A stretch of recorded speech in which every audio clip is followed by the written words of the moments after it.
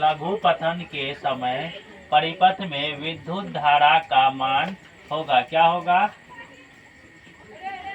लघु पतन के समय परिपथ में विद्युत धारा का क्या मान होगा? बहुत अधिक होगा, बहुत कम होगा, या एम्पियर होगा?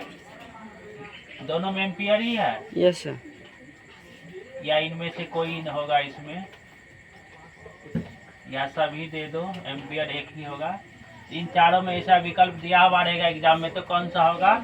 बहुत कम होता है। लघु पतन के समय परिपथ में विद्युत धारा का मान क्या होता है? बहुत कम होता है। ऑप्शन नंबर बी होगा। प्रकाश के परिवर्तन में कितने नियम है? प्रकाश के परिवर्तन के कितने नियम है?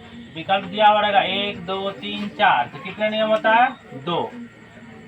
किसी बल्ब से 220 वोल्ट पर 2 एम्पियर की धारा प्रवाहित होती है तो फिलामेंट का प्रतिरोध होगा। 220 वोल्ट का जब 2 एम्पियर में धारा प्रवाहित होगा तो क्या होगा? फिलामेंट में 220 ओम। कितना होगा? 220 ओम। अगला है, किसी माध्यम के अपवर्तनांक का मान क्या होगा? किसी माध्यम का अपवर्तनांक का मान होता है sin i बटा sin r। इसे याद रखना, ये फॉर्मूला है 1 kWh के तुल्य है। तो 1 kWh क्या होता है? k से किलो हो जाता है, w से वाट हो जाता है, h से क्या हो जाता है? हावर्स, घंटे। इसके तुल्य क्या है? तो 3.6 गुना 10⁻6 जूल, जे यानी कि जूल होगा।